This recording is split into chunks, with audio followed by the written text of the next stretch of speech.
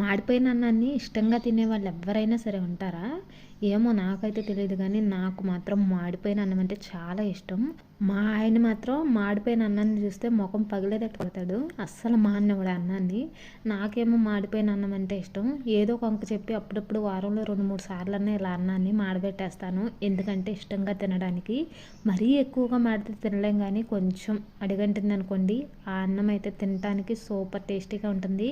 ఈ మాడిపోయిన అన్నం గోల పక్కన పెట్టేస్తే మాకు ఈరోజు బెత్తులు ఇచ్చారనమాట ఒకళ్ళు. మాకు చెరువులు ఎక్కువగా ఉన్నాయని మీకు ఒక వీడియోలో చెప్పాను. ఇలాగే చేపలు కానీ గురకలు కానీ ఎవరొకరు ఊరికే ఇస్తూ ఉంటారని చెప్పాను కదా. అలాగే ఈరోజు మాత్రం ఒకళ్ళు చిన్న చిన్న బెత్తులు అనమాట ఇవి ఇచ్చారు. ఇవైతే నేను దోసకాయలో వేసి వండేదాన్ని ఇదివరకు. ఇప్పుడైతే దోసకాయలో వేయకుండా మామూలుగానే వండేసాను అనమాట. ఇవి వండినప్పుడు మా ఇంట్లో పండగే, ఎందుకంటే ఇవి చాలా ఇష్టంగా తింటారు మా పిల్లలు కానీ మా వారు కానీ.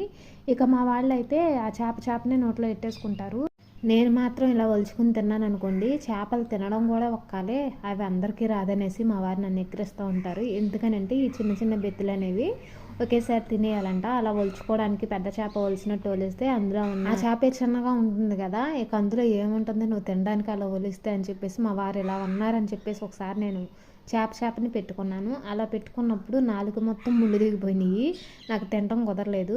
కొంచెం కష్టమైనా నేను ఎట్లాగే తింటానని ఇలాగే ఒలుచుకుని తింటాను అప్పటి నుంచి. సరే కానీ నేను ఇలా నా పాటికి నేను అన్నం తింటూ వీడియో చేస్తుంటే ఇది వచ్చేసి నా కాలు ఎక్కేసింది. ఏంటా ఇదని చూస్తే ఇది పేడ పురుగు అనమాట. ఇది చిన్నపిల్లల తల మీద మాత్రం బాగా కుడుతుంది. అలా కుడితే పిల్లలకి చాలా ఎఫెక్ట్ అవుతుందంట. చంటి పిల్లలు ఉన్న వాళ్ళ దగ్గరికి మాత్రం ఈ పురుగు అనేది కంపల్సరీగా వస్తుంది. మరి మా ఇంట్లో చంటి పిల్లలు ఎవరో లేరు కదా. అదే దీనికి ఇంకొకటి కూడా ఉందన్నమాట. ఏదన్నా చెడుగాలులు కానీ ఇంట్లోకి ప్రవేశిస్తే ఇలాంటి పురుగులు అనేవి వస్తాయంట ఇంట్లోకి. నాకు కూడా తెలీదు, పెద్దవాళ్ళు చెప్తే విన్నాను అనమాట. అప్పటి నుంచి ఈ పురుగుని చూస్తే పెద్ద భయం నాకు.